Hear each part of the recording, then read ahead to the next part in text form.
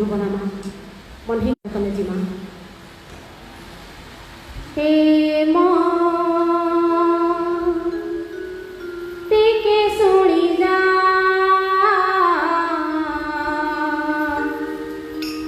हे मो टिके रही जा हे मो टिके सुनी जा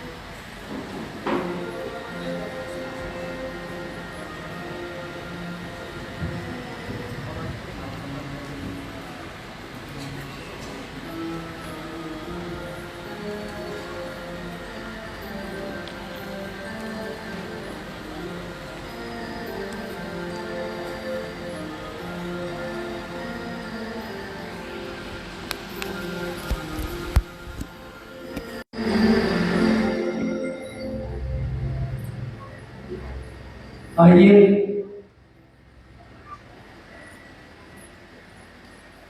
आप सभी अपने अपने मोबाइल को साइलेंट मोड में या स्विच ऑफ कर दीजिए, क्योंकि हमारे बीच दीदी बरखान जी आ रही है और उनकी बातों को समझना बहुत जरूरी है। साहब दीदी के सानिध्य के लिए, इस जीवन के कल्याण के लिए, जिनके कंधे से साहब दीदी के पावन आध्यात्मिक संकल्प की झोली टंगी है, मैं उनको आप सभी की ओर से, अपनी ओर से अनुरोध कर रहा हूं कि वो हमारे बीच आए। इनके अनुपम सहभागिता साहब दीदी के संकल्प या स्थापना में, जिसकी गवाही मात्र राहुल किला नहीं, भारतवर्ष की भिन्न भिन्न भूमि भी दे रही है। हमको आपको भी तन्मयता से इनके साथ शिव गुरु कार्य को करना है। आइए हम आप दीदी बरखानंद जी से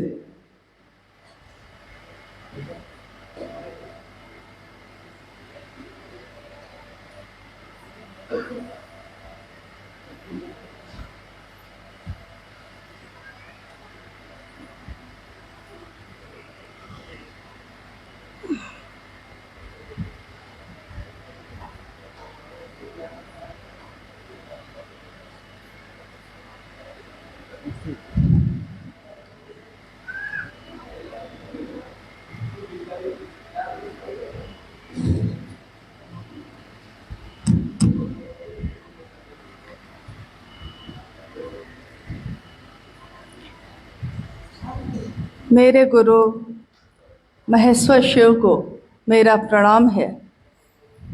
इस कालखंड के प्रथम शिव के शिष्य और हम सबों के परम आदरणीय वरेण्य गुरु भ्राता साहब श्री हरिंदरानंद जी के चरणों में मेरा प्रणाम है।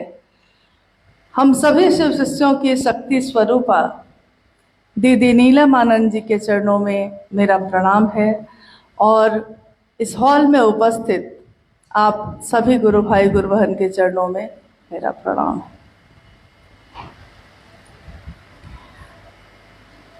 हम लोगों का सौभाग्य कि अपने गुरु शिव की बात करने का और आप सबों से इसके निमित्त मिलने का सौभाग्य प्राप्त हुआ। उड़ीसा राज्य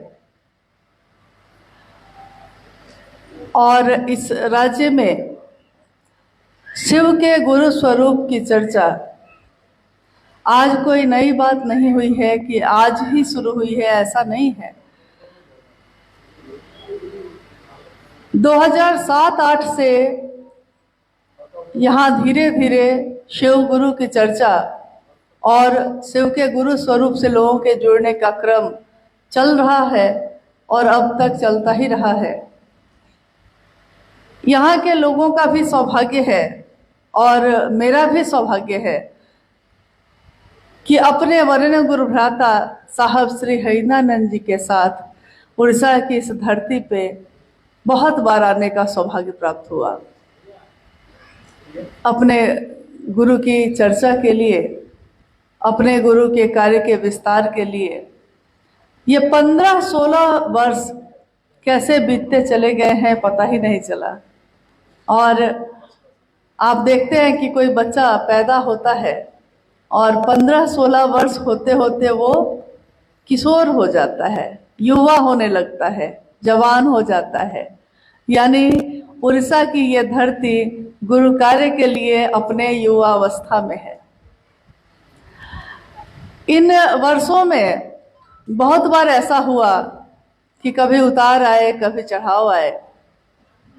जीवन है, देश है, काल है, तो ये तो होता ही रहेगा। कभी ना कभी कुछ ना कुछ चलता ही रहता है जीवन में। साहब ने लिखा कि ये दुनिया मेरे सामने ऐसे ही दिखती है जैसे बच्चों के खेलने का मैदान हो। देखिए, इस हॉल में भी आप सब बैठे हैं, लेकिन बच्चे क्या कर रहे हैं? बच्चे खेल रहे हैं। उनको क्या मतलब क्या बात हो रही है, माँ क्यों आई, पिता क्यों आए? वो अपनी मस्ती में है, अपनी धुन में है। कोई नीचे बैठ रहा है, कोई दौड़ के पीछे जा रहा है। ये दुनिया भी साहब हरिंद्रानंद जी के जीवन में वैसी ही दिखती रही। इस दुनिया में रोज तमाशे हो रहे हैं, रोज खेल हो रहे हैं। हर आदमी अपनी अपनी भूमिका निभा रहा है। कोई आ रहा है, कोई जा रहा है, कोई पैदा हो रहा है, किसी की मौत हो रही है, कोई हंसता है, कोई रोता है, कोई आज दुखी है, कोई कल सुखी है। लेकिन इस जीवन में और इस दुनिया में जब वरेण्य गुरु भ्राता साहब हरिंद्रानंद जी ने शिव को अपना गुरु बनाया, अपना गुरु बनाया। आप अभी इन विषयों पे सुन रहे थे।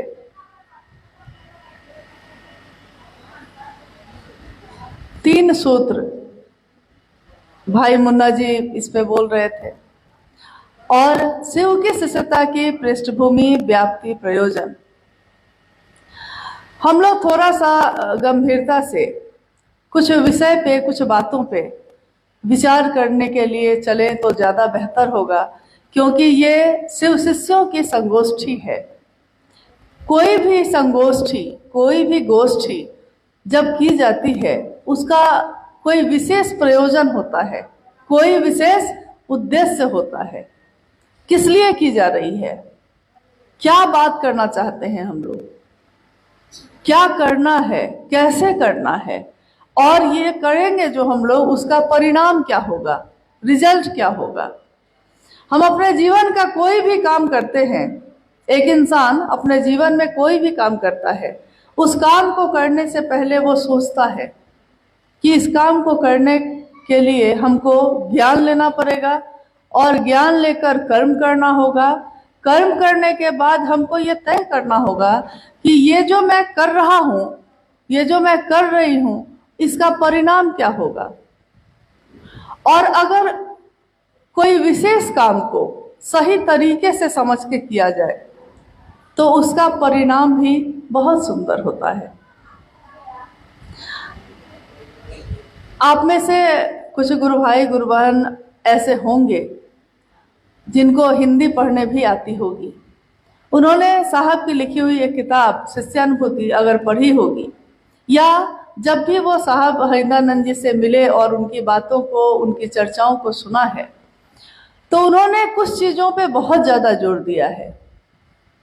शुरुआत पे, शुरुआत किसी भी चीज़ की अगर मजबूती से होती है तो उसकी व्याप्ति भी उतनी ही मजबूत होती है, और उसका उद्देश्य भी उतना ही मजबूत होता है, उसके परिणाम भी उतने ही सुंदर होते हैं।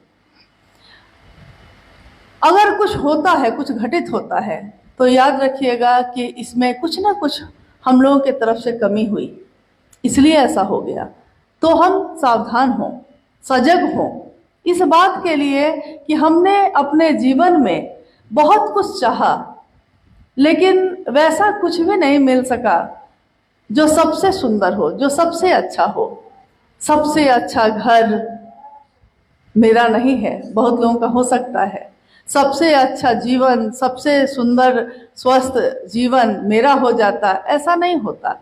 लेकिन सबसे बड़े गुरु, जगत गुरु शिव, विश्व गुरु शिव, आदि गुरु शिव, वो मेरे हो सकते हैं और हम इस काम को कर सकते हैं।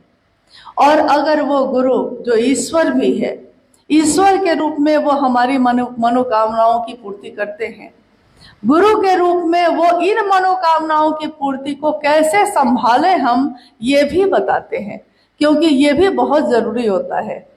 आप खेत खरीद लीजिए और खेती करने का ज्ञान नहीं हो, क्या होगा। मेरे पास बहुत खेत हो और मुझको खेती करने का ज्ञान नहीं है, तो वो खेत तो है लेकिन ज्ञान नहीं होने के कारण हम उसमें कुछ भी उगा नहीं सकते।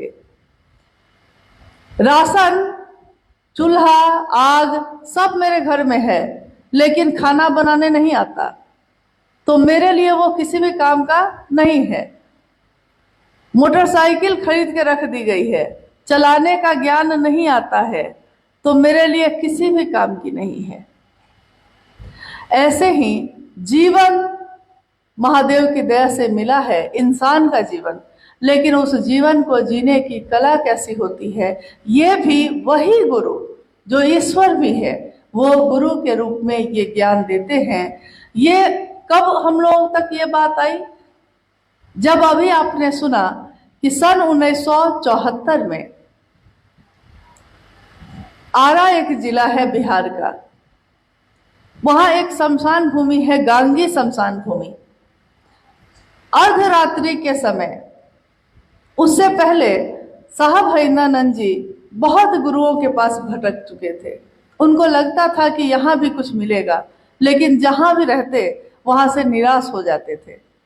जैसे उन्होंने कहा कि दूर से देखने पे नदी गहरी लगती है, लेकिन जब उस नदी में उतर जाओ तो पता चलता है कि पानी घुटने से ऊपर है ही नहीं, बहुत कम पानी है। दूर से जो गहरा दिखता था, नजदीक आने पे उसमें पानी ही नहीं है।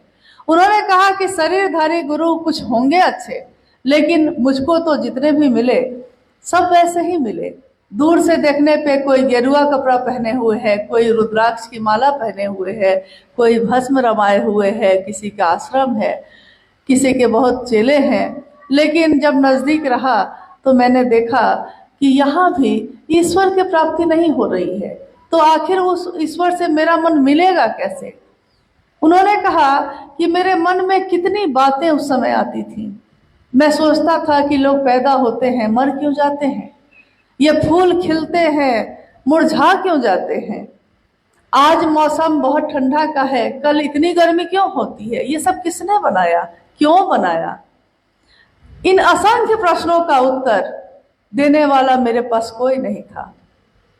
और आरा की भूमि पे उस शमशान में बैठे हुए उनके मन ने, जो पूरी तरह हताश और निराश हो चुका था, उनके मन ने ये सोचा कि गुरु ब्रह्मा होते हैं, गुरु विष्णु होते हैं, गुरु महेश होते हैं, और गुरु साक्षात पर ब्रह्म होते हैं। तो वही पर ब्रह्म, वही ईश्वर गुरु क्यों नहीं है? ऐसा तो नहीं कि ये बात नई थी।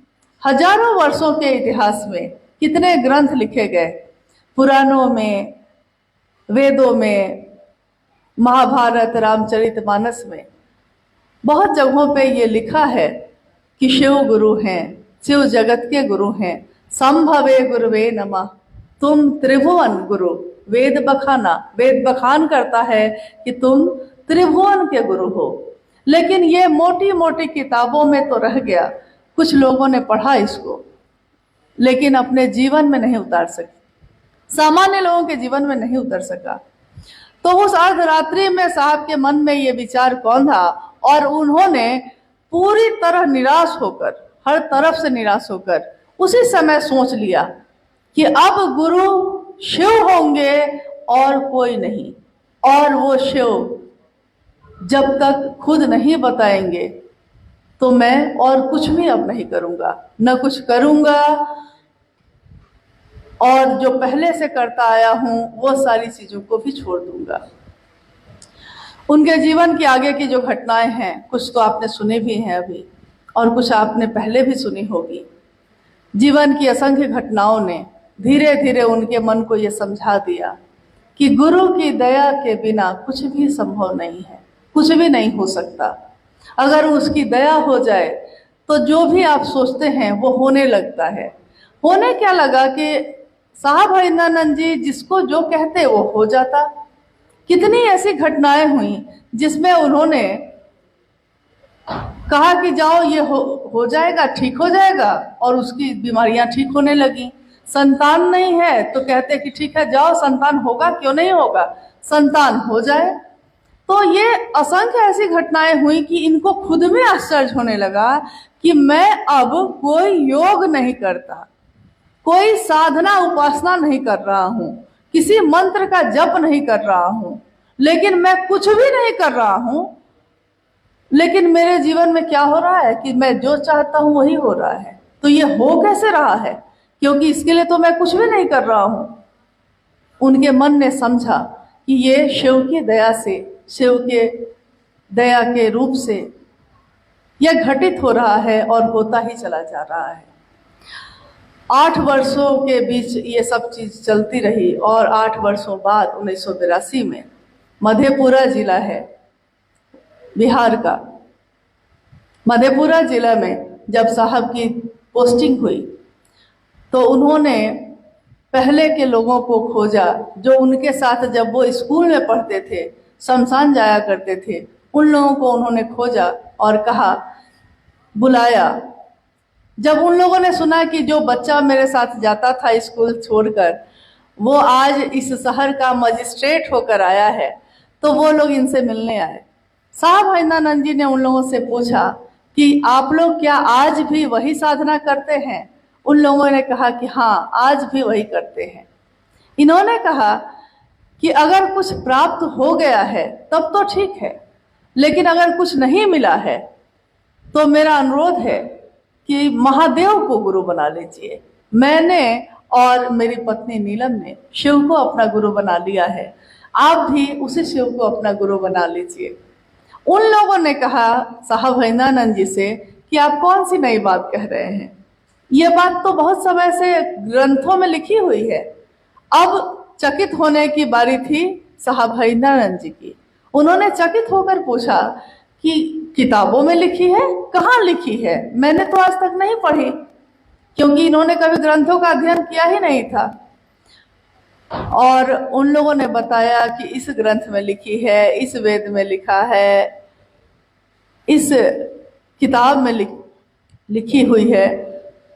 साहब ने सभी किताबों को मंगवाया और बैठकर जब उसको पढ़ा तो उन्होंने देखा कि हर जगह ये बात है। गुणगान भी है, अन्य देवी देवताओं का गुणगान भी है, लेकिन गुरु स्वरूप की व्याप्ति किसके द्वारा है? जो जगत गुरु शिव के द्वारा है। ये बात जब उन्होंने पढ़ी उस किताबों में तो इनको काफी गहरा दुख हुआ। इनको लगा कि बताइए, इतनी सुंदर बात किताब में लिखी हुई है और आज से नहीं, वर्षों वर्षों से लिखी है। कितने घरों में लोग रोज रामचरितमानस पढ़ते हैं, रोज गीता का पाठ करते हैं और ऋग्वेद और अथर्ववेद का अध्ययन करते हैं, लेकिन कैसे लोगों के नजर में ये नहीं आया कि जब वो शिव ही गुरु हैं तो उनको ही अपना गुरु क्यों नहीं बनाते हैं। उन्होंने अपनी किताब आओ चले शिव की ओर में लिखा है साहब हरिंद्रानंद जी ने कि पुराण में लिखा है कि एक समय ऐसा आएगा, एक ऐसा युग आएगा जब लोग, उस युग के रहने वाले लोग, उस समय के, उस काल के रहने वाले लोग धर्म से विमुख हो जाएंगे। धर्म का अर्थ हिंदू मुस्लिम सिख ईसाई नहीं होता।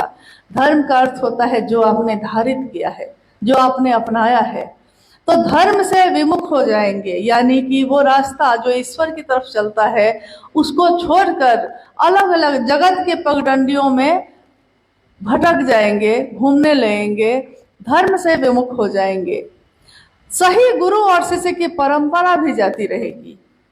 गुरु और शिष्य की परंपरा जो हमारे भारत वर्ष में असंख्य वर्षों से चली आ रही है। बहुत स्वनाम धन्य गुरु हुए, उनके शिष्य हुए और धरती ने उनकी पूजा की है, चमत्कृत हुई है यह धरती देखकर कि इतने बड़े बड़े लोग, इतनी दिव्यात्मा इस धरती पे उतरी। लेकिन ये नहीं हुआ, विशेष लोगों के लिए तो हुआ, ये आज तक नहीं हुआ कि हर व्यक्ति के लिए ये काम हो सकता था। साहब का जब जन्म हुआ था 31 अक्टूबर 1948 को, तो उसी दिन तिथि खंडित हुई और धरती के लोगों ने दीपावली मनाई। दीपावली, उसमें दिए जले और क्या संजोग है कि शिव के शिष्य के आने पे इस धरती ने उसका स्वागत कैसे किया। एक ऐसी ज्योति इस धरती पे उतरी जो आने वाले समय में लोगों को रोशन करने वाली थी। अंधेरा जो मन में फैला है, आप जीवन के अंधेरे को दूर कर सकते हैं। बल्ब जलाकर, रोशनी लाकर। जैसे आज अगर बाहर बहुत तेज गर्मी और धूप है, लेकिन इस हॉल में हम लोग जब बैठे हैं, बत्ती को अगर बंद कर दे और दरवाजों को बंद कर दे तो अंधेरा होगा या रोशनी होगी? अंधेरा होगा, क्योंकि अंधेरा ही अंधेरा है इस जीवन में, इस धरती पे। रोशनी को लाया जाता है, रोशनी लाई जाती है। लेकिन जीवन के और दुनिया के अंधेरे को तो हम लोग दूर कर सकते हैं, मन के अंधेरे को कौन दूर करेगा? साहब हरिंद्रानंद जी ने कहा कि मन के चिकित्सक होते हैं गुरु। चिकित्सक यानी मन की जो आपकी बीमारी है उसका इलाज करते हैं गुरु, और वो सामान्य गुरु नहीं कर सकते हैं, क्योंकि छोटी मोटी बीमारी तो किसी भी हॉस्पिटल में ठीक हो जाती है, लेकिन बीमारी अगर बहुत गंभीर हो गई है, अब सामान्य डॉक्टर उसको ठीक नहीं कर सकते हैं। तो लोग कहते हैं कि दिल्ली में एम्स है, वहां चले जाइए, वेल्लोर चले जाइए, मतलब वैसे जगहों को बताते हैं जहां बहुत बड़े डॉक्टर लोग रहते हैं। मन में फैले अंधेरे को कौन दूर करेगा? क्योंकि जिस जगह पे हम लोग आज खड़े हैं, जिस दुनिया में जब जी रहे हैं हम लोग चारों तरफ अपने देखते हैं, अपने घर में, अपनी दुनिया में, अपने समाज में रहते हैं सबके साथ, लेकिन अक्सर आप देखते हैं कि एक दिन हम पाते हैं कि अकेले हैं, कोई नहीं साथ देता, कोई साथ नहीं देता।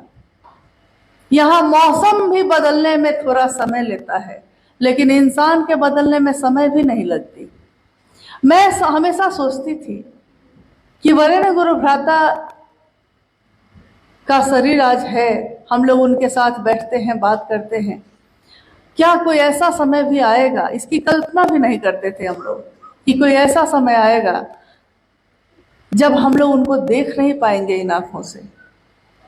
मुझको लगता था कि अगर ऐसा कभी होगा तो क्या जीना इतना आसान होगा हम लोगों के लिए, शिव के शिष्यों के लिए, क्योंकि हम लोगों के जीवन के अंधेरों को उन्होंने दूर किया, मन में फैले अंधेरे को दूर किया। शिव आज तो नहीं, हजारों वर्षों से हैं। वो महादेव तो सृष्टि के आदि और अनंत हैं, लेकिन उस महादेव से हमारा आपका मिलना नहीं हो सका था।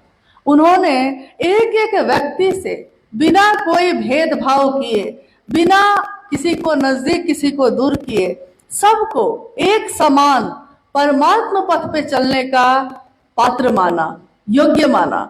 उन्होंने कहा कि हर व्यक्ति, हर इंसान, चाहे वो अमीर हो या गरीब हो, चाहे वो किसी भी जाति या धर्म का हो, चाहे वो कुछ भी खाता और पीता हो, चाहे वो कहीं भी रहता हो, चाहे वो किसी भी धर्म का हो, लेकिन अगर उसने अपने विचार में भी शिव को अपना गुरु माना है तो उसके ये विचार उसके मन में एक ऐसा भाव पैदा करेंगे जो उसको शिव की तरफ प्रेरित करेगा चलने के लिए।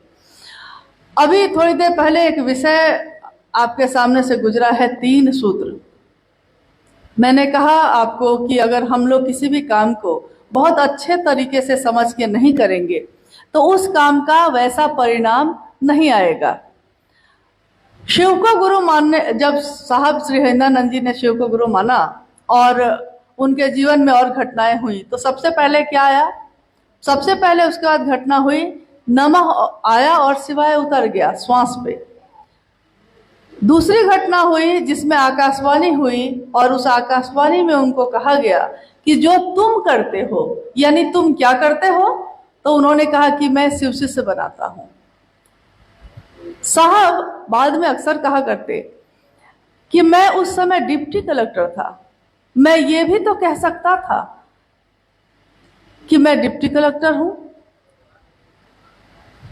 तुम क्या करते हो? तो मैं कह सकता था कि मैं प्रशासनिक विभाग में काम करता हूं, मैं किसी का पिता, किसी का पति, किसी का बेटा, बहुत रूप में था।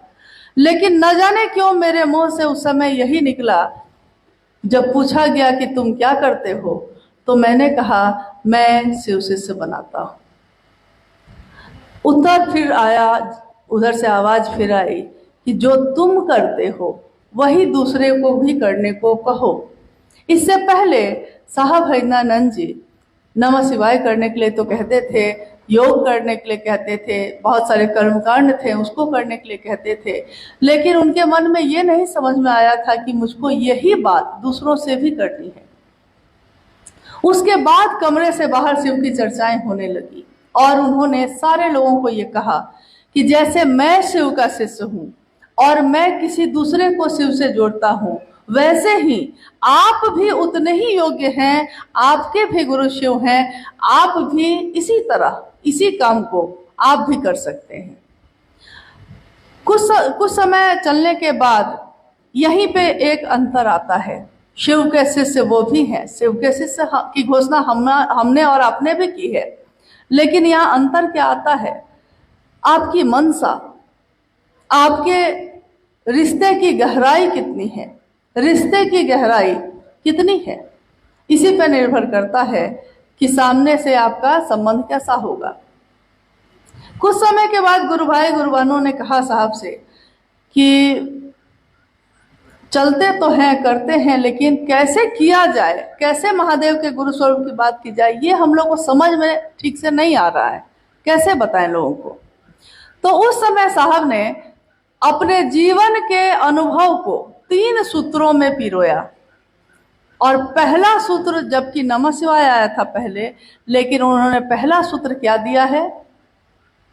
मन ही मन अपने गुरु शिव से कहिए कि हे शिव, आप मेरे गुरु हैं, मैं आपका शिष्य हूँ, मुझ शिष्य पर दया कर दीजिए। यहाँ हम लोग को ये समझना होगा कि जिस तरह हम अपने जीवन में एक साथ बहुत सारे रूप में होते हैं, जैसे मैं खुद, मैं किसी की बेटी हूँ, मैं किसी की पत्नी, किसी की माँ, किसी की बहू, किसी की कुछ हूँ एक ही समय में। और एक ही समय में जो जिस रूप से बुलाता है उसी रूप से हम लोग उत्तर देते हैं कि नहीं? एक ही समय में ना, पति भी हैं, पिता भी हैं, बच्चा भी है, गुरु भाई भी है, गुरु बहन भी है, एक ही समय में हम लोग हर रिश्ते का निर्वहन कर लेते हैं। लेकिन जिससे जो रिश्ता है उससे उसी भाव में उत्तर देते हैं। पति बुलाता है तो पत्नी के भाव से उत्तर देते हैं, बच्चा बुलाता है तो माँ के रूप से उत्तर देते हैं, नहीं, पिता बुलाते हैं तो बेटी के रूप से उत्तर देते हैं, बहू के रूप से उत्तर देते हैं। यानी एक ही समय में जो जिस रूप से जुड़ा है उसी रूप में इधर से भी उत्तर जाता है। यहाँ अब हम लोग को सोचना ये है कि हम कहते तो हैं हे शिव, आप मेरे गुरु हैं, मैं आपका शिष्य हूँ, मुझे शिष्य पर दया कीजिए। ये कौन बोल रहा है? एक शिष्य बोल रहा है। क्या कह रहा है? गुरु को कह रहा है। तो जब गुरु को आप बुलाएंगे और आप शिष्य हैं तो गुरु के भाव से उधर से ज्ञान उतरेगा और आपको भी तो इधर से शिष्य के भाव से खड़ा होना होगा। लेकिन हम लोग क्या करते हैं? हम लोग उस समय पत्नी का भाव, माँ का भाव, सबका भाव मिला के खड़े हो जाते हैं। मेरे बच्चा पे भी दया कर दीजिए, मेरे पति पे भी दया करिए, नौकरी नहीं लगी है, नौकरी भी लग जाए, हे महादेव सब कुछ आप कर दीजिएगा, दया करिए, लेकिन शुरुआत हम ही से करिएगा, ये भी कहते हैं हम लोग। नहीं तो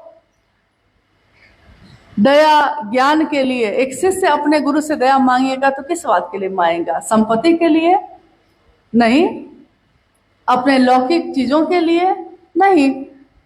कोई अगर जगत के गुरु शिव से दया मांगेगा तो किस बात के लिए मांगेगा? शिष्य के रूप में, कि उसके जीवन में वो ज्ञान उतरे, वो चिन्मय ज्ञान उतरे। चिन्मय यानी वो ऐसा ज्ञान जो ईश्वर की तरफ हमारे मन को ले जाए। शरीर को जाने में शायद समय लगेगा, लेकिन मन तो जा ही सकता है, मन को ले जाए। दूसरे सूत्र में भी हम क्या करते हैं? इसमें भी साहब ने कहा कि दूसरा सूत्र आपके मन की ही विधा है। ये भी आपका मन अगर महादेव के घेरे में नहीं होगा, महादेव के याद में नहीं होगा, तो हम भी बोल रहे हैं तब भी, आप भी सुन रहे हैं तब भी, न बोलने वाले का मन बोल पाएगा, न सुनने वाले के मन में वो बात प्रवेश करेगी। सुनेगा, बैठ के सुनेगा और चला जाएगा, लेकिन मन के अंदर नहीं जाएगी वो बात, क्योंकि मन महादेव के घेरे में नहीं है। हम लोग जैसे यहाँ बैठे हैं, अभी कोई आपसे बात कर रहा है, आपका मन कहीं और है, मन कहीं और है, आप शरीर से यहीं बैठे हैं, तो कितनी भी अच्छी बात हो गई, आपने सुना ही नहीं। थोड़ी देर बाद आपसे किसी भाई ने बगल में पूछा कि हाँ ये देखिए शिव शिष्टता की बात जो ये कही गई ये सही बात है, तो आप कहते हैं कि क्या क्या बात हुई, हम सुने नहीं। दूसरा कहता है कि अरे अभी तो बात हुई। तो आप कहते हैं कि मन कहीं और चला गया था, ध्यान कहीं और चला गया था। तो ध्यान अगर हट गया तब भी शिव की चर्चा का वो परिणाम नहीं आएगा, क्योंकि साहब हरिंद्रानंद जी ने शिष्यानुभूति में लिखी है अपनी किताब में कि शिव की चर्चा क्या है। शिव की चर्चा ये नहीं है, ये गुरु का मंच है, यहाँ कोई विद्वान नहीं, कोई गुरु नहीं, गुरु तो शिव है, कोई प्रवचन देने नहीं आया है। लेकिन शिव की चर्चा क्या है? शिव की बात कोई करता है, कोई सुनता है, फिर वो करता है, हम सुनते हैं, ये दोनों तरफ से होता है। तो स्वयं और समूह, खुद को और जो सुनता है उसको भी, अगर हम शिव भाव से आप्लावित न कर सके, अगर शिव के भाव से उसको भर न सके, तो फिर आपकी शिव चर्चा का कोई मतलब नहीं है। ये वैसे ही है जैसे कोई टेप रिकॉर्डर में आप टेप बजा दीजिए, गाना तो बजता है, उस गाने को सुन के दूसरे व्यक्ति रोने लगते हैं, कितना दर्दीला गाना है, कहते हैं कि कितना दर्द है इस गाने में, वो रोने लगते हैं। लेकिन वो टेप रिकॉर्डर वो मशीन की तरह बजता है, लेकिन मशीन है, वो नहीं रोता। उसमें बजने वाले गाने को सुन के कोई व्यक्ति रो देता है, लेकिन मशीन नहीं रोता। शिव की चर्चा ऐसी ना हो जाए कि एक मशीन की तरह हम लोग बोले जा रहे हैं, दया मांगे जा रहे हैं, नमः शिवाय से प्रणाम किए जा रहे हैं, लेकिन उसमें हमारा भाव ही शामिल नहीं है। अगर भाव शामिल नहीं होगा तो इसका परिणाम कुछ भी नहीं मिलेगा।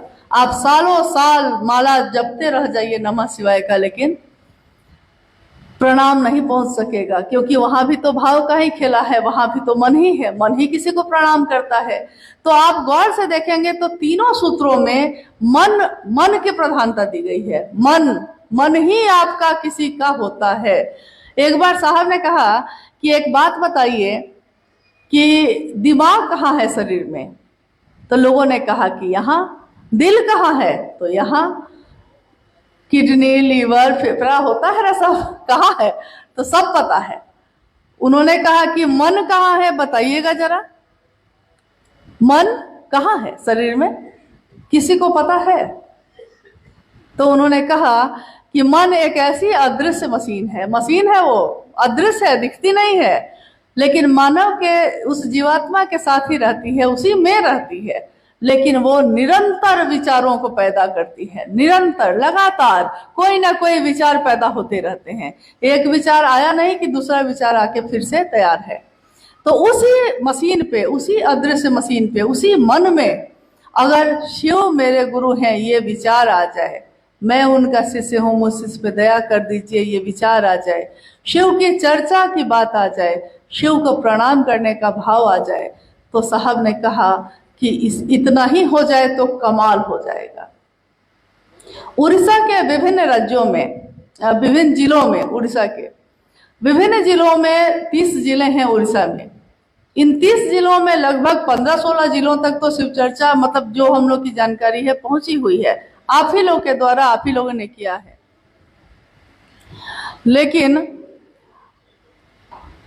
बीच के समय में जो थोड़ी शिथिलता आई है, मेरा आग्रह है, अनुरोध है कि अगर रुक गए हैं तो रुकने की जिद में रुके मत रह जाइएगा, क्योंकि जीवन में सबके लिए तो हम लोग करते ही हैं।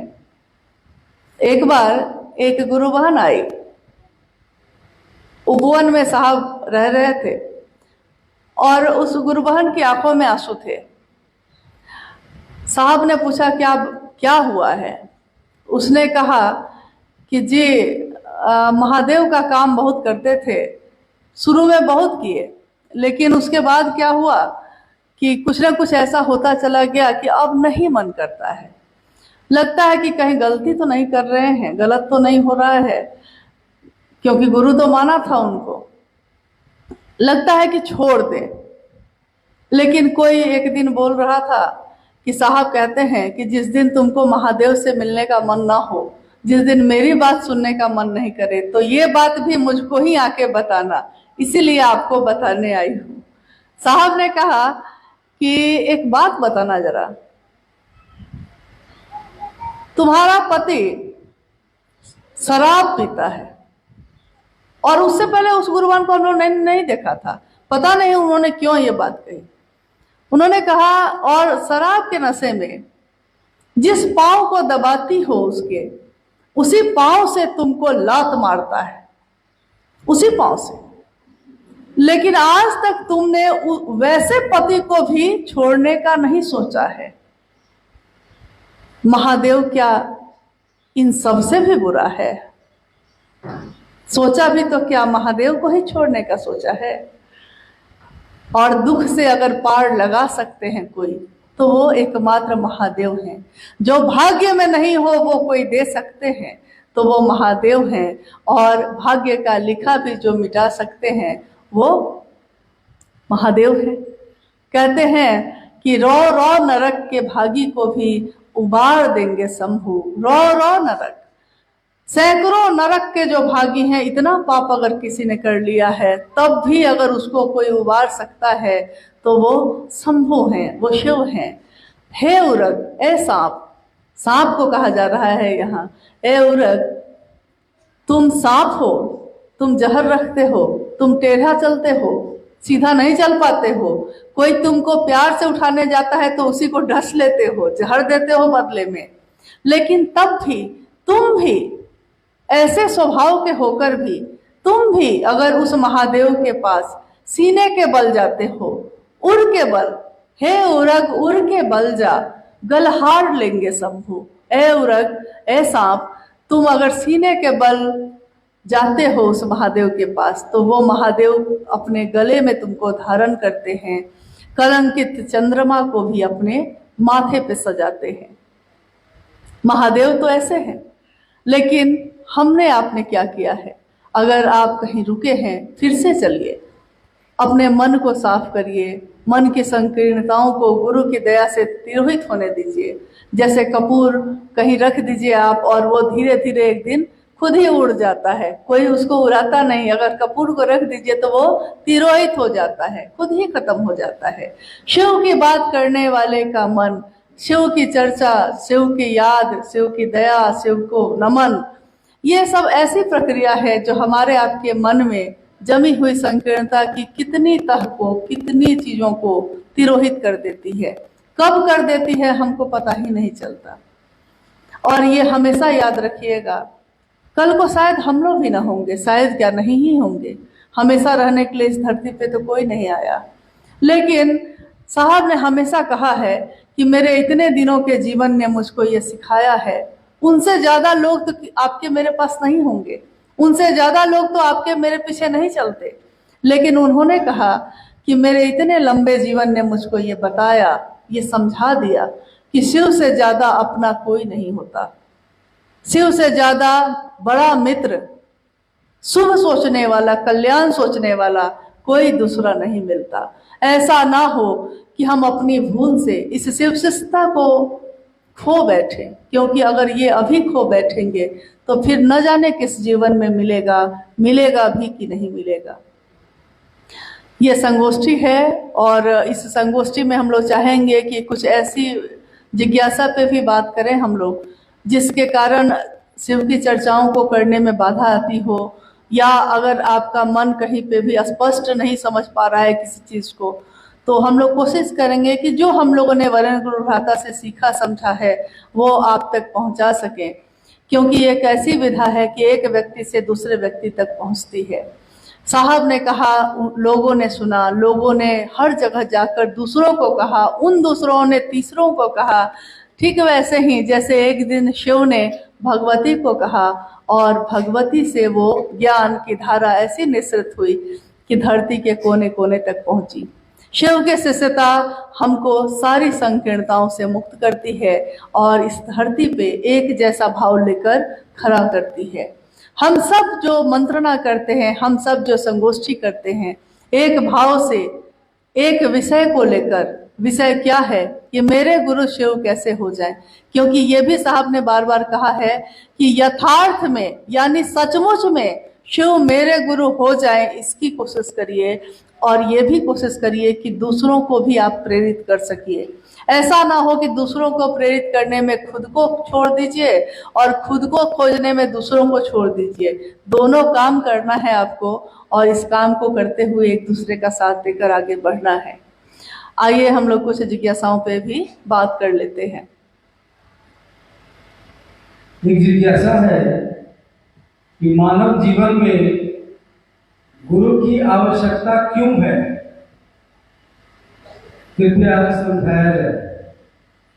मानव जीवन में गुरु की आवश्यकता क्यों है? प्रश्न तो पुराना है, लेकिन यहाँ के लिए तो अभी भी नया ही है। मानव जीवन में गुरु की आवश्यकता क्यों है? बहुत लोग कह सकते हैं कि हम लोग पूजा पाठ तो करते ही हैं, उपवास तो करते ही हैं, तो महादेव को गुरु मानने की ही जरूरत क्या है? ऐसे भी तो महादेव सुनते ही हैं, ऐसे भी तो महादेव मनोकामनाओं की पूर्ति करते ही हैं। लेकिन अभी थोड़ी देर पहले मैंने कहा कि ज्ञान के अभाव में सारी शक्तियां, सारी संपत्ति घातक सिद्ध होती है। इतनी घातक कि अगर आपको चलाने का ज्ञान नहीं हो तो आपकी बर्बादी भी लिखी हुई है। पैसा बहुत आ जाए मेरे पास, पैसे को कैसे खर्च करना है इसका ज्ञान नहीं है। चीजें बहुत आ जाएं, ज्ञान नहीं है। मानव के जीवन में गुरु की आवश्यकता क्या है? क्योंकि मानव पैदा होता है, उसका भी एक जीवन होता है, एक दिन उसकी मौत होती है, लेकिन इस जन्म से मौत के बीच में उसका जीवन जो चलता है उसमें परिवार है, समाज है, बच्चा है, परिवार है, सब कुछ होते हैं। लेकिन साहब हरिंद्रानंद जी ने कहा कि ये आपका जो इंसान का जीवन है ये कितने दिनों का जीवन है, कितनी योनियों के बाद मिला होगा, कितने जन्म और भी लिए होंगे आपने, तब कहीं जाके मानव का तन पाया है। लेकिन इस मानव के तन की उम्र कितनी होगी शरीर की? तो किसी ने कहा कि 60, 70, 80 बहुत हुआ, अब तो 100 साल भी कोई जीता नहीं है, बहुत कम ही लोग 100 साल तक जी पाते हैं। तो 60, 70, 80 साल का जीवन। साहब हरिंद्रानंद जी ने कहा कि आप 70, 80 साल के जीवन के लिए तो इतनी योजना बनाते हैं, इतनी योजना बनाते हैं, इतने काम करते हैं कि लगता है कि जैसे इस धरती से कभी जाना ही नहीं है। एक चीज बनाई नहीं कि दूसरे पे लग गए, दूसरी बनाई नहीं कि तीसरे पे लग गए। उन्होंने कहा कि एक समय में कितने घर में रहिएगा? तो हम लोगों ने कहा कि जी एक घर में। एक समय में कितना कपड़ा पहनेंगे आप? तो भाई एक ही कपड़ा ना पहनिएगा आप एक समय में। एक समय में कितनी रोटी खा लीजिएगा? अगर इस देश का सबसे अमीर आदमी भी होगा तो वो खाने में क्या खाता होगा? सोना चांदी हीरा तो नहीं खाता होगा, खाने में वो भी तो रोटी चावल ही खाता होगा। तो उन्होंने कहा कि जब जीवन इतना अच्छा गुजर सकता है तो इस जीवन को जीने के लिए इतनी आपाधापी, इतनी योजना क्यों बनाते हैं? अगर बनानी ही है तो उस जीवात्मा के लिए बनाइए योजना जो आपके अंदर है, जो इस शरीर में आने से पहले था और जो इस शरीर से जाने के बाद भी रहेगा। वो जीवात्मा की मौत नहीं होती। हमारे ऋषियों ने कहा कि आत्मा नाग से जलती है, ना हवा उसको सुखा सकती है। वो जीवात्मा क्या है? उन्होंने कहा इस जीवात्मा की, इस ईश्वर के, इस शिव के अंश की जो हमारे आपके अंदर है, उसका जीवन हजारों वर्ष का है। कितने हजार वर्ष के बाद कहीं जाकर उस जीवात्मा की मौत होती है। इतने हजार वर्षों के जीवन के लिए तो आपने सोचा ही नहीं कुछ। 70, 80 साल के लिए सोच रहे हैं, जहां से आए हैं और जहां जाना है उसके लिए क्यों नहीं सोचते? सच है कि एक मानव के जीवन में अगर शिव गुरु हो जाए तो कहते हैं ना कि जो गुरु होता है वो अपने शिष्य को अपने जैसा बनाता है।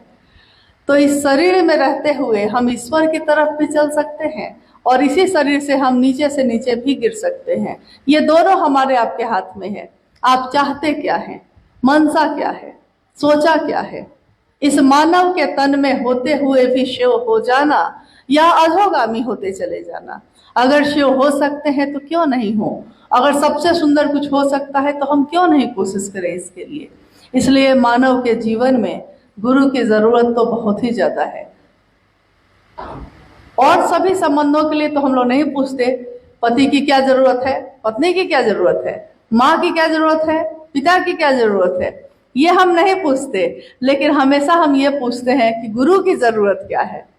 देखिए, जहां दिल लगाना था वहां दिमाग लगा रहे हैं, और जहां दिमाग लगाना था वहां दिल लगा कर बैठे हैं।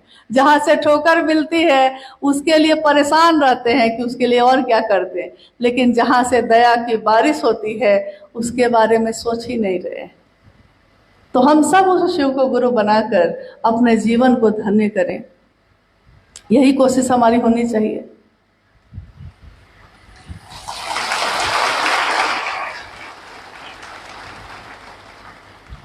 साहब श्री हरिद्रानंद जी शिष्यानुभूति में लिखते हैं कि शिव शिष्य होकर व्यक्ति के लौकिक पारलौकिक मनोरथ स्वतः पूर्ण होते हैं। लौकिक पारलौकिक मनोरथ क्या है, कृपया समझाया जाए। इसमें हम लोगों को गौर करना होगा।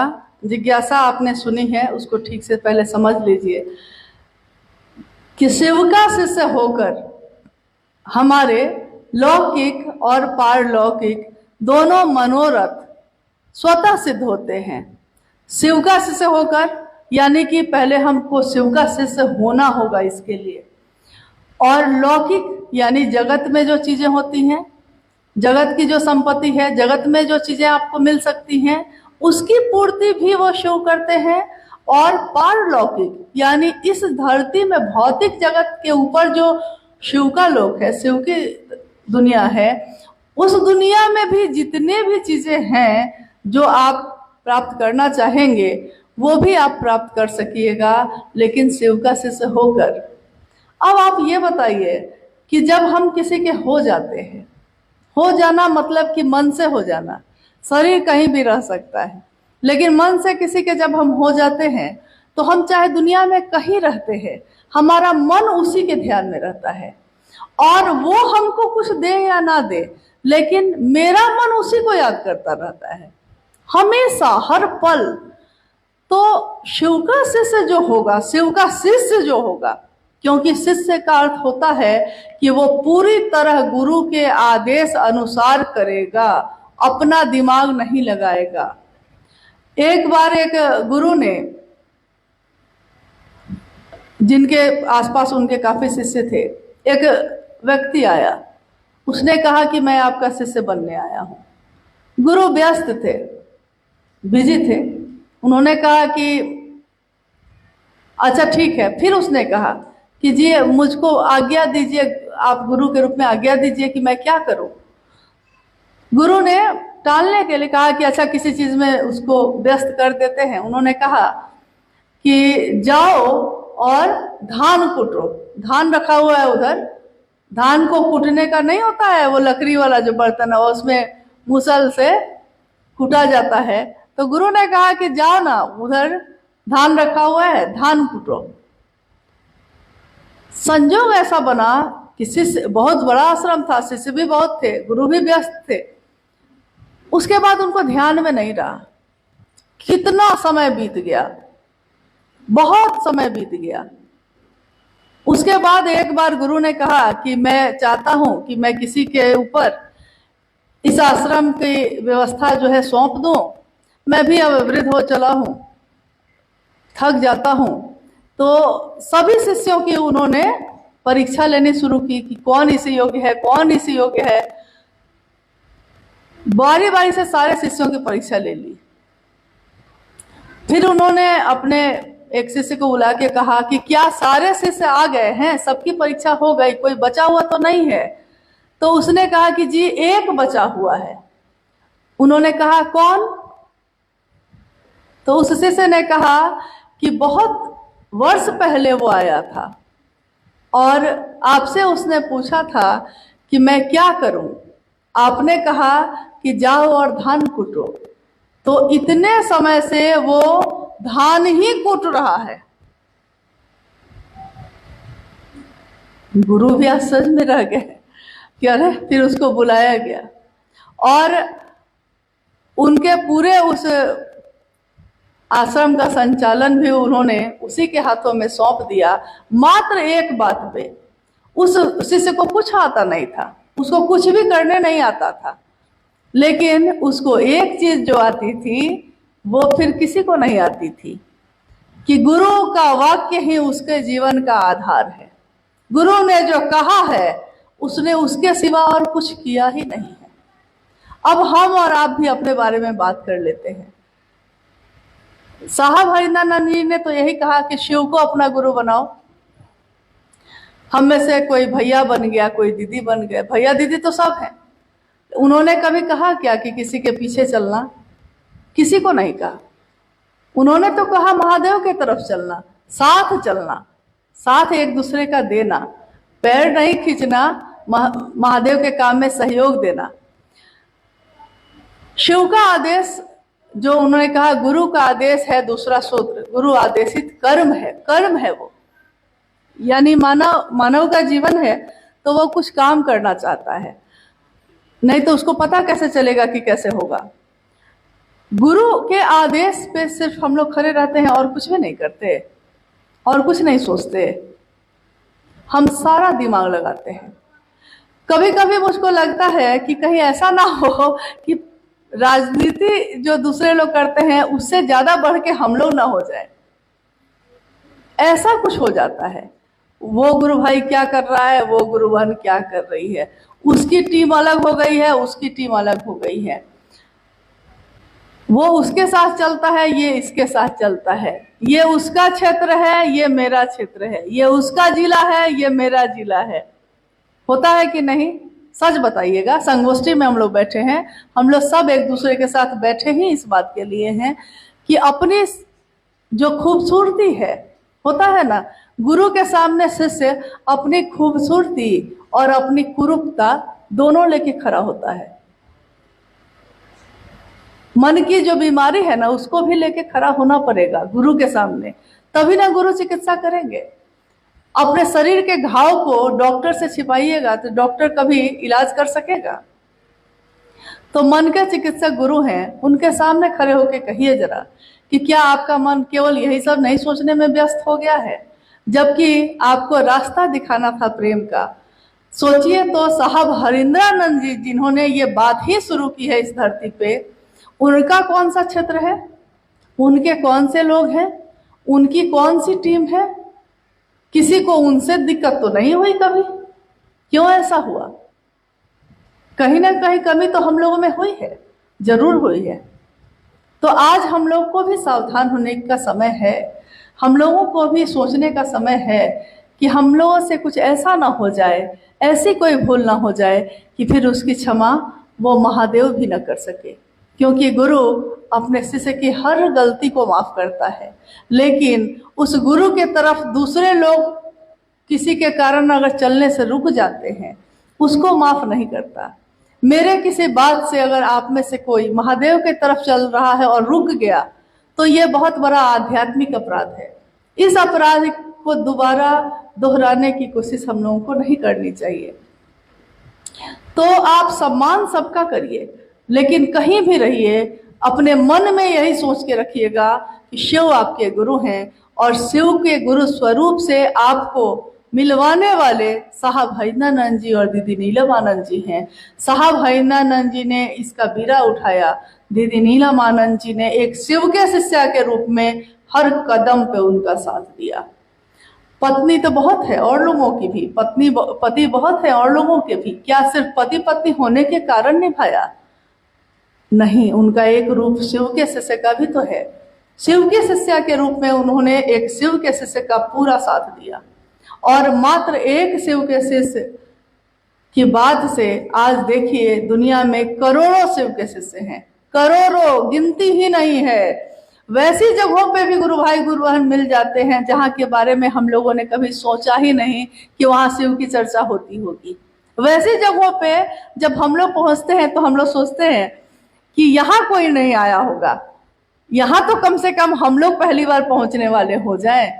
लेकिन वहां जब पहुंचते हैं तो पता चलता है कोई 18 साल से, कोई 20 साल से महादेव की चर्चा किए ही जा रहा है। ये किसने करवा दिया? ये कैसे हो गया? तो जो जिज्ञासा है उस पर हम लोग फिर से आते हैं कि लौकिक और पारलौकिक सारी चीजों की पूर्ति करते हैं गुरु शिव के शिष्य के रूप में। और जो शिव का शिष्य होगा वो शिव के सिवा क्या चाहेगा।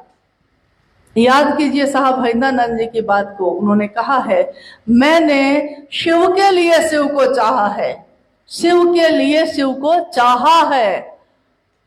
तो शिव के शिष्य का लक्षण तो उन्हीं की बात में दिख रहा है सर। हम लोगों में अभी बाकी है, लेकिन हम लोग को भी एक दिन ऐसा बनना है, बन जाना है, उस शिव के तरफ हो जाना है जहां से आए हैं, जहां लौट के जाना है और जो हमेशा रहेगा। तो शिव को चाह लीजिएगा तो लौकिक चीजें भी आपके लिए बेकार हो जाएंगी, पारलौकिक चीजें भी बेकार हो जाएंगी। शिव की चर्चा में जब आप निकलते हैं, आपके घर में एसी लगा है, कूलर लगा है, वो रखा ही रह जाता है। गर्मी में आप पूरे गर्मी में लोगों के यहाँ घूम के चले आते हैं, कूलर बेचारा दिन भर बंद ही है तो लौकिक संपत्ति, आप उसका उपयोग कहाँ करते हैं। एक ऐसी लगन लग गई, एक ऐसी बात मन में उठ गई है जो आपको चैन से रहने नहीं दे रही है, चैन से सोने नहीं दे रही है। लगता है कि किसी से महादेव की बात कर लेते, कोई और महादेव की तरफ चल लेता। जो साहब के मन में पैदा हुआ वही चीज उन्होंने दूसरे के दिलों में भी पैदा की। आइए हम सब भी उस बात को दूसरों के दिल में पैदा करें, अपने से जोड़ के, इनसे जोड़ के, उनसे जोड़ के क्या होगा। महादेव से जुड़े रहेंगे तो हम सब एक दूसरे से ऐसे भी जुड़े रहेंगे, इसके लिए अलग से प्रयास करने की क्या जरूरत है। लेकिन चीजें उपलब्ध हो जाएंगी, लेकिन उन चीजों में प्राण ही नहीं होगा, उन चीजों में सुगंध ही नहीं होगी शिव की, तो वो मिलके भी क्या मिला, मिलके भी मिल ना पाए, अब क्या करें हम। महादेव से मिलने का रास्ता दिखाया साहब ने, कहा कि मंजिल है भगवान शिव और ये है रास्ता शिव शिष्टता का। 3 सूत्र उस पे साधन है, इसका उपयोग करके आप जा सकते हैं। जैसे आज हम लोग को इस हॉल में मिलना था, आपको पता है कि इस हॉल में, यानी आज की यात्रा जो आपकी है, आज जो आप चले हैं अपने घर से, आपकी मंजिल है ये भंज भवन। और इस मंजिल पे पहुंचने के लिए आपने अनेक साधन का प्रयोग किया होगा। किसी ने अपनी गाड़ी से बैठ के आया होगा, कोई रिक्शा लेके आया होगा, कोई टेम्पो से, कोई मोटरसाइकिल से। साधन का प्रयोग किया है यहाँ पहुंचने के लिए, लेकिन साधन को पकड़ के कोई नहीं बैठा है। जब मंजिल पे पहुंच जाते हैं तो फिर साधन छूट जाते हैं। मंजिल है भगवान शिव, जिस दिन हमारा मन उस शिव से ही जुड़ जाएगा तो ये 3 सूत्र की भी जरूरत हमको आपको नहीं होगी, क्योंकि ये तीनों सूत्र आखिर इसी के लिए तो है कि मन उस शिव का हो जाए। मन बूंद सागर में मिल जाए। बूंद है हम लोग अलग अलग, और अगर यही बूंद, इसकी अपनी क्या ताकत है, इसकी अपनी क्या क्षमता है, कितनी ताकत है। एक बूंद की, एक पानी के बूंद की क्या ताकत है, लेकिन वो बूंद अगर समंदर में मिल जाती है तो उसकी ताकत 1000 गुनी बढ़ जाती है। यही बूंद एक शिव शिष्य अगर अपने गुरु से मिल जाता है तो उस शिव शिष्य के अंदर उस गुरु की ताकत भी तो उतरती है। तो जिसके अंदर ये बात उतर जाएगी वो दुनिया की चीज को क्या चाहेगा। ये दुनिया पीतल की, ये सोने चांदी, पीतल के भाव भी न मिलेंगे, सब छूट जाता है यहीं, सब रह जाता है यहीं। तो जो शिव को चाह लेगा उसको दुनिया की और चीजों की परवाह ही नहीं होगी, लेकिन इसके बावजूद आपको वो चीजें मिल जाएंगी। साहब ने कहा कि बताइए जरा, जब लोग शिव के शिष्य बने उस समय के समय को याद करिए, उससे अच्छा पहनने लगे हैं लोग, उससे अच्छा खाने लगे हैं लोग, उससे अच्छा जीवन जीने लगे हैं लोग। लेकिन भूलिएगा नहीं कि किसके कारण, ये शिव के कारण हुआ है, महादेव की दया के कारण हुआ है। तो उनके काम में हमको बेईमानी नहीं करनी है, उस काम में ईमानदारी से चल देना है। और कोई है? शिव चर्चा में पूजा पाठ की आवश्यकता है क्या?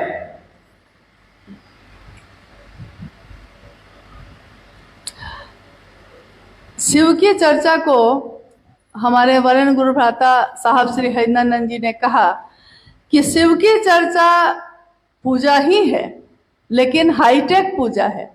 जैसे आज देखिए ना, इस हॉल में हम लोग उपस्थित हैं और एक समय ऐसा था जब कूलर और एसी का निर्माण नहीं हुआ था।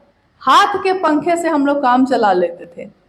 हाथ के पंखे से काम चलाते चलाते एक दिन आविष्कार हो गया कूलर का, तो लोग कूलर लगाने लगे अपने घर में। उससे भी बढ़ के आविष्कार हो गया एसी का, तो एसी लगने लगा। एसी भी लगा हुआ है तब भी अभी भी देखिए अभी भी गर्मी लग रही है। सब कोई अपना रुमाल ऐसे ऐसे ऐसे ऐसे घुमा रहा है, लेकिन और चीजों में हम लोग हाथ के पंखा से एसी तक चले गए। आगे और भी निर्माण होंगे और भी आविष्कार होंगे जीवन में। और जो चीजों को आप देखिएगा पहले के समय से अभी में बहुत परिवर्तन हुए हैं। पहले हम लोग आटा पीसते थे चक्की पे, लेकिन अब मिल में देके आ जाते हैं, मिनटों में पीस देता है, घर में रख देते हैं। मसाला सिलवट पे पीसते थे, आज मिक्सी पे पीस लेते हैं। हाईटेक ही है वो, काम तो वही करता है, वो काम उसने वही किया है। जो आटा चक्की पे पीसते आप, वही तो मिल में भी हुआ, पिसाया ही वो, लेकिन वही काम कम समय में हो गया, तुरंत ही हो गया, आपको परेशानी नहीं हुई, तेजी से काम होने लगा। पूजा की पद्धति पे जब हम लोग आते हैं, भारतवर्ष एक ऐसा देश है जिसके अलग अलग राज्यों में जब हम लोग जाते हैं तो राज्य क्या, एक जिले से दूसरे जिले में जाते जाते ही वहां की संस्कृति, बोली, रहन सहन, खान पीन सब बदल जाता है उतनी ही देर में। तो ये इतनी विविधताओं से भरा हुआ देश है, इतना ज्यादा अलग अलग तरह के लोग इसमें रहते हैं, उतने ही तरह की पूजा पद्धति भी चलती है। और पूजा तो हमारे पूर्वज भी और हम भी। पूजा का अर्थ अगर आप ये समझते हैं कि तस्वीर रखना, अगरबत्ती जलाना, फूल और प्रसाद चढ़ाना, तो पूजा का कर्म कांड ये है जरूर, लेकिन पूजा यानी उसमें आपका मन समर्पित हो, मन आपका चढ़ा सकते हैं उस पे, तब वो पूजा हुई। फूल तो कोई भी चढ़ा लेता है, फूल तो आपका नहीं है, वो भी तो महादेव का है ना, तोड़ के चढ़ाए। जल आपने नहीं बनाया है, वो भी तो उन्हीं का बनाया हुआ है, आप लिए और चढ़ाए। तो चीजें तो आप उन्हीं की उठाते हैं, उन्हीं को चढ़ा देते हैं, लेकिन उन्हीं की दी हुई चीज जो आपके पास है और अनमोल है। कहते हैं तन की दौलत एक दिन खो सकती है, लेकिन मन की दौलत अनमोल होती है। मन, इसका कोई मोल किसी का नहीं लग सकता है। ये मन हम लोग चढ़ाते हैं क्या पूजा में, क्योंकि पूजा पे बैठे रहते हैं और बैठल बानी पूजा पे, मन बा भूजा पर, कहावत है। सिवान छपरा सब में जाइएगा तो वहाँ कहावत है भोजपुरी का कि बैठल बानी पूजा पे, मन बा भूजा पे। मतलब रोज अपने घर में नहा धो के पूजा करते हैं, लेकिन पूजा करते रहते हैं शरीर से, मन उसमें आपका शामिल ही नहीं है। मन लगा हुआ है कि वो चूल्हा पे ये चढ़ा हुआ है, तो बाहर ये आदमी आ गया है, तो ये हो गया है, तो वो हो गया है, सारा मन में वो सब चल रहा है, और शरीर से आप अगरबत्ती और दिया जला रहे हैं। अब आप ये बताइए कि शिव की शिष्यता, शिव की चर्चा, ये साहब ने कहा कि ये उसी पूजा पद्धति का हाईटेक रूप है। यानी एक ऐसी पूजा जिसमें आपका मन, जो अभी तक शामिल नहीं था, वो मन शामिल हो सके। पूजा करिए तो ऐसे करिए कि मन शामिल हो। सामान से पूजा तो कोई भी कर लेगा, आप में विशेष क्या है? आप शिव के शिष्य कैसे हैं? और आप बताइए जरा, आप जब जंगल और पहाड़ों में जाते होंगे, इधर के झारखंड से लेकर उड़ीसा तक का, छत्तीसगढ़ तक में, हर जगह जहां भी जाते हैं हम लोग, तो रास्ते में जगह जगह जंगल ही जंगल होते हैं। एक घर यहाँ बना है तो दूसरा घर वहां बना हुआ है। सुविधाओं की कमी है, संसाधन की कमी है, योजनाएं बहुत सारी हैं, लोगों तक पहुंची नहीं है। तो होता यह है कि आपके गुरु भाई गुरु बहनों में गरीब से गरीब आदमी भी है और अमीर से अमीर आदमी भी है। जो थोड़ा अमीर है, जिसके पास थोड़ी चीजें हैं, वो तो रख लेगा, तस्वीर भी रख लेगा महादेव की, पूजा भी कर लेगा, अगरबत्ती प्रसाद सब चढ़ा लेगा। लेकिन जो गरीब है वो क्या करेगा? जो एक बार भात बनाता है और तीनों टाइम उसी भात और नमक को खाता है, वो कहाँ से लाएगा? तो क्या उसके गुरु शिव होंगे कि नहीं? क्या वो शिव की चर्चा कर सकेगा कि नहीं? तो शिव की चर्चा ऐसा करिए जिसमें हमारे भाई बहन कोई भी कम से कम व्यवस्था में, कम से कम खर्च में आराम से बैठ के महादेव की बात करके अपने जीवन को भी चलाते रहें और अपने महादेव के काम भी करते रहें। उसका मन शामिल होना सबसे ज्यादा जरूरी है। कुछ जगहों पे दिया जैसे जला लेते हैं हम लोग, आपको शायद पता नहीं होगा, 2-4 जगहों पे ऐसी घटनाएं हो गई कि जब आरती वगैरह शिव चर्चाओं में लोग करते हैं तो सारे लोग आरती लेने के लिए फिर थोड़ा सा भीड़ कर देते हैं, एक दूसरे को धक्का देने लगते हैं। आरती लेने के क्रम में एक गुरुबहन के साड़ी में आग लग गई। मुश्किल से उनको बच गई, लेकिन कुछ भी हो सकता था। एक बच्चे को गोद में लेके एक गुरुबहन थी और आरती के लिए एकदम करने लगी शिव चर्चाओं में। कोई घटना बिहार में, कोई घटना नेपाल में हुई और उस भगदड़ मतलब ये आपाधापी में आगे पीछे होने में क्या हो गया कि जो रुई का बत्ती था उस दिया में, वो उस बच्चे की आंख में ही के ऊपर ही गिर गया। सोचिए, हमारे आपके कुछ भी ऐसे काम को करने से अगर कोई घटना घटित हो गई तो इसकी जिम्मेदारी कौन लेगा? तो हमको वैसा ही करना चाहिए। अभी मैंने कहा कि जो गुरु ने कहा है उस आदेश को करें, हम अपना नहीं मिला दें उसमें। अपना सब कोई मिलाने लगेंगे तो मूल चीज ही खत्म हो जाएगी। तो शिव की शिष्टता मन का है, ये साधन मन इस पे चलता है, मन समर्पित होता है, मन ही किसी को अपना समझता है। और ये करते करते आप घर में अगर चर्चा करते हैं तो वहां आप रखे हैं, कोई बात नहीं, घर में है 10-20 लोग हैं, लेकिन जहाँ भीड़ हो, जहाँ ऐसी चीजें हो, इससे बचने की कोशिश करिएगा। महादेव उसी पैसे का, उसी चीज का उपयोग महादेव को काम को बढ़ाने में कर दीजिएगा, अपने यात्रा में गाड़ी का भाड़ा देने में कर दीजिएगा। लेकिन अगर इससे आप बच सकते हैं तो कोशिश करिए कि बचिए। शिव की शिष्यता के तीसरे सूत्र में गुरु को प्रणाम करने की संख्या रुद्राक्ष की माला पर 108 निर्धारित है। 108 ही क्यों?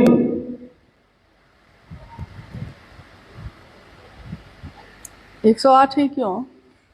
अच्छा, मैंने ठीक है। 107, 109 क्यों? हाँ, रुद्राक्ष की माला पे जब हम लोग नमन करते हैं नमः शिवाय से, तो उसके बारे में जिज्ञासा है कि 108 ही क्यों है। शिष्यानुभूति में साहब ने इस बात को लिखा है।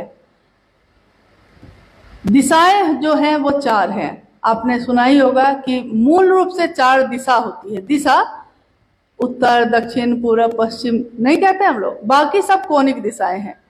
उत्तर पूर्व, पूर्व पश्चिम, ये सब कोणिक दिशाएं हैं। तो 4 दिशाएं मूल हैं। अभी इस हॉल में हम लोग बैठे हैं, एक उधर की दिशा, एक इधर की, एक इधर की, एक इधर की, 4 दिशा और 27 नक्षत्र। नक्षत्रों यानी कि काल की गणना की गई है नक्षत्रों पे। तो ये 27 नक्षत्र और ये जो 4 दिशा है, इसका जब गुणनफल आप निकालिएगा तो क्या होगा? इसका गुना करिए 4 से 27 में, तो कितना होगा? 108।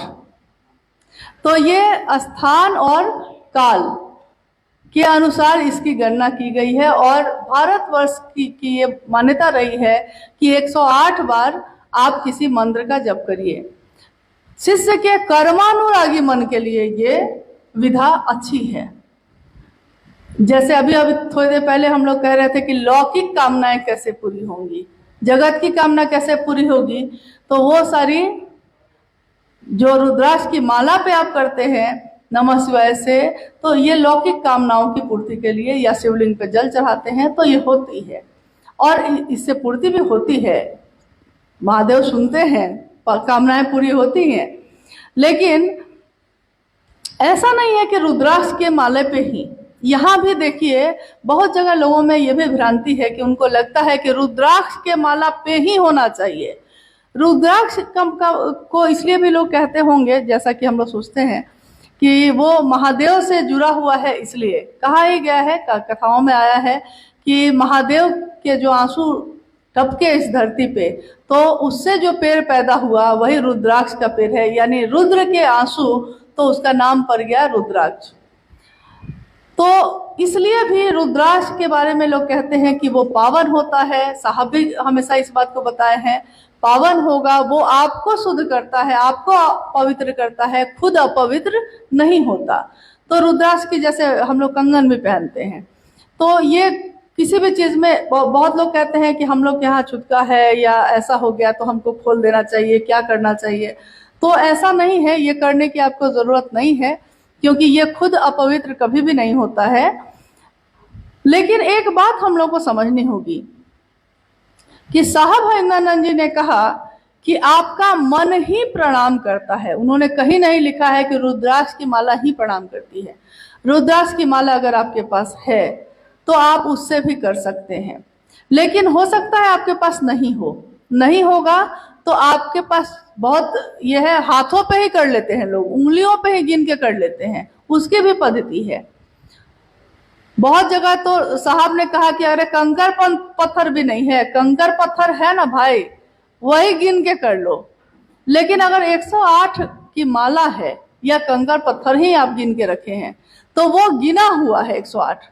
अब उसको गिनने की आपको जरूरत नहीं है कि हाँ है कि नहीं, 108 गिन के रखा हुआ है, आप जो है उसको एक एक दाना घुमाते गए हैं, नमः शिवाय करते गए हैं, मंत्रानुक्रम से करना है। तो मंत्र का अनुक्रम यानी कि एक दाना आपने आगे किया है तो नमः शिवाय मन में इस विचार के साथ कि शिव को प्रणाम हो। ये तो हो गया कि भाई माला पे अगर आप करते हैं या किसी भी और साधन का उपयोग करके करते हैं तो। लेकिन शिष्यानुभूति ये कहती है कि शिष्य के लिए अजपा जप सर्वोत्तम विधि है। अजपा जप यानी सांस पे लिए तो नमः, सांस छोड़े तो शिवाय। माला तो ये भी गिनी हुई है, लेकिन इस माला की गिनती हमको आपको नहीं पता है, ये उसको पता है जिसने हमको आपको बनाया है, उसके पास इसकी गिनती है। जो जन्म से सांस शुरू होती है मृत्यु के समय खत्म होती है, लेकिन इन सांसों की माला भी एक माला ही होती है। इस पे गीत बने हैं, सांसों की माला पे जप लूं मैं पी का नाम, सांसों की माला पे मैं जप लेती हूँ अपने पी का नाम, अपने प्रिय का नाम, जिसको मैं प्रेम करती हूँ, जो मेरा गुरु है, मैं उसका नाम जप लेती हूँ। इसमें भी साहब ने कहा कि आपको अगर 108 बार हो जाता है तो ठीक है, नहीं होता है तो आप 5 बार 10 बार जब आपका मन करता है ये कर लीजिए। लेकिन बाद में उन्होंने कहा कि भाई ऐसा है कि मैं हल्का करता जा रहा हूँ, जितना कर्म कांड को मतलब कुछ करना ऐसा ना पड़े आपको और आपके गुरु शिव हो जाए, आप शिव के शिष्य हो जाए, उतना ही आप कहते जाते हैं कि ये भी नहीं होता है, ये भी नहीं होता है, ये भी नहीं होता है। तो उन्होंने कहा कि एक दीवा काल में यानी 24 घंटे में एक बार आप नमः शिवाय का जप जरूर करिए, और अजपा जप यानी सांसों पे नमः और शिवाय का प्रयोग आपको जब समय मिलता है कर सकते हैं। आपका मन ही तो प्रणाम करता है, और वो प्रणाम अगर सांसों पे चढ़ते हो रहा है तो इसके लिए आपको किस साधन की जरूरत है, किस सामान की जरूरत है, किस माला की जरूरत है? ये तो आपके अंदर ही है, सब कुछ तो आपके अंदर ही है, लेकिन हम उसका प्रयोग नहीं करते, बाहरी साधन को खोजते रहते हैं, अपने भीतर की यात्रा को भूल के बैठे हैं। खत्म। स्थानीय गुरु भाई ने जानना चाहा है आपसे यानी बरखा दीदी से कि दीदी माँ नीलम आनंद की कोई एक अनुभूति सुनाइए। उन्होंने लिखा है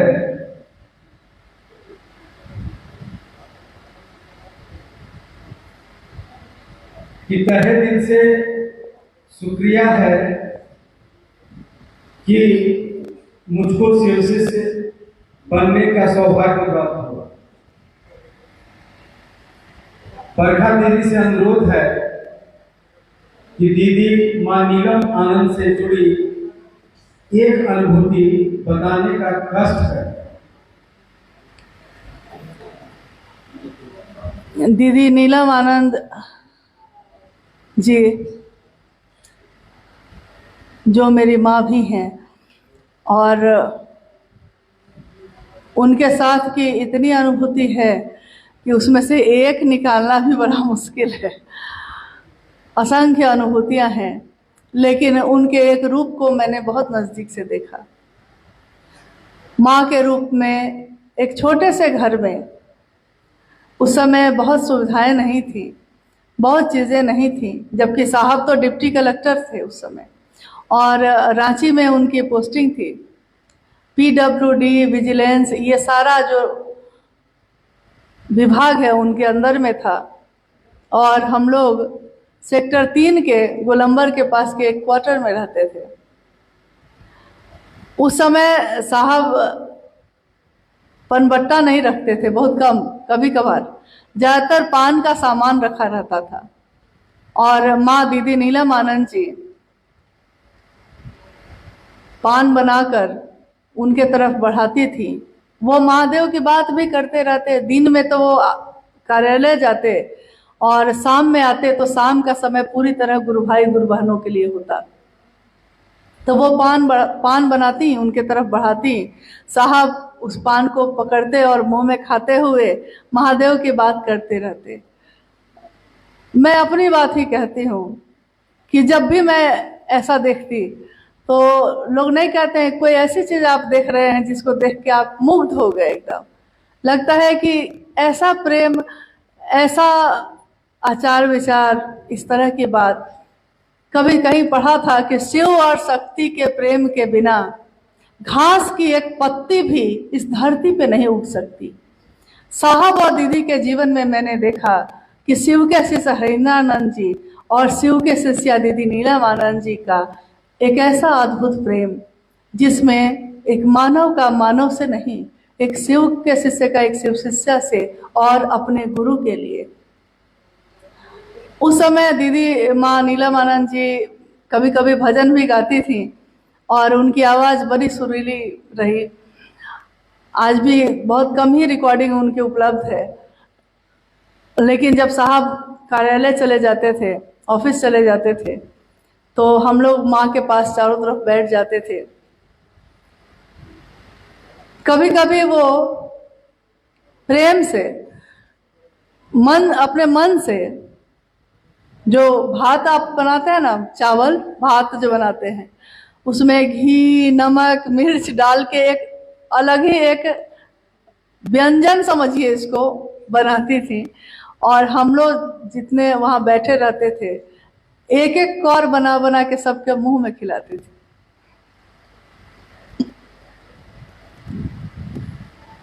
एक दिन एक भजन जो वो गा रही थी, साहेब यों आहा छी परम दयालु।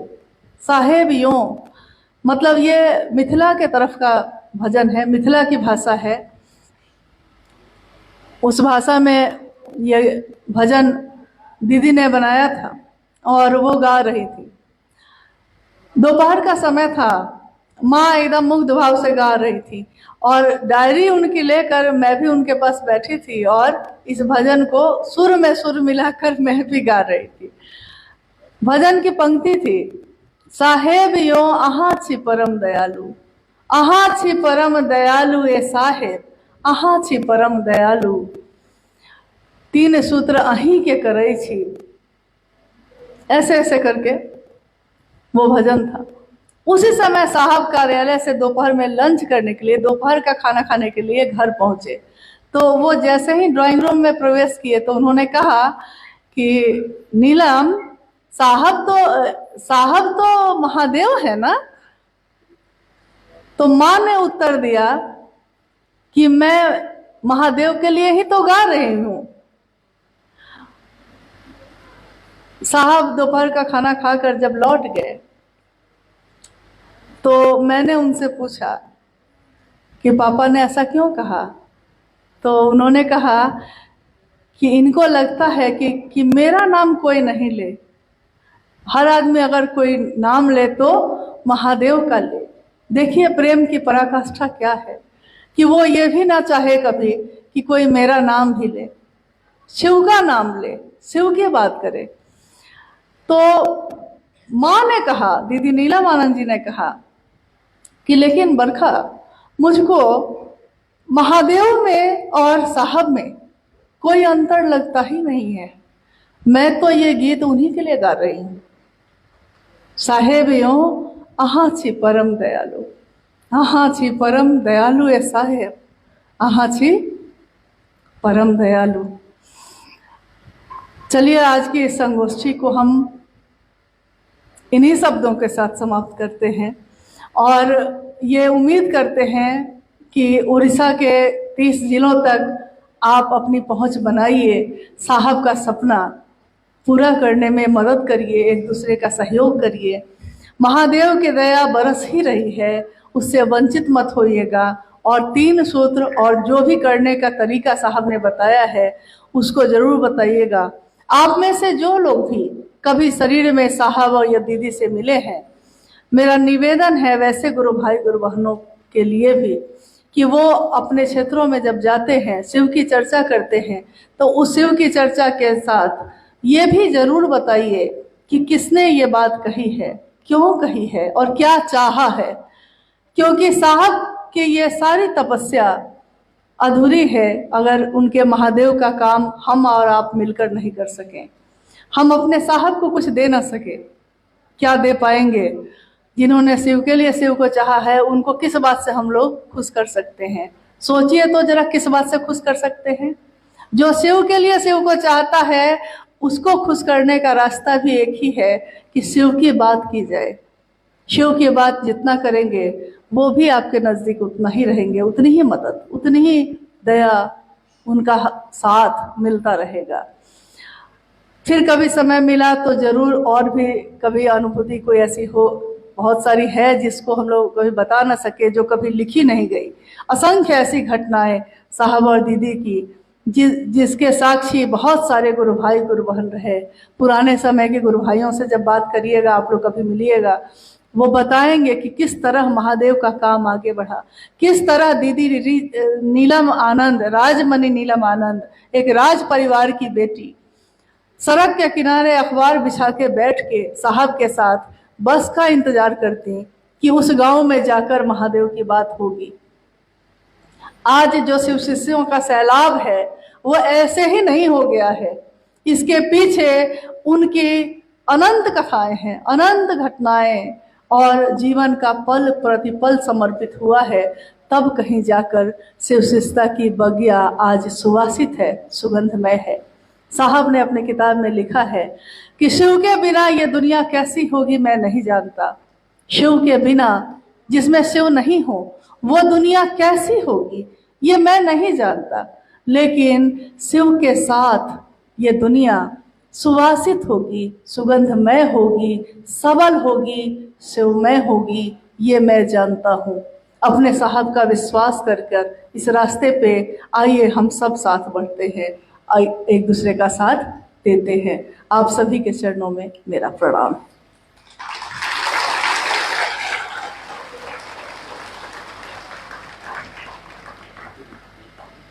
अपना पैर मेरे कोई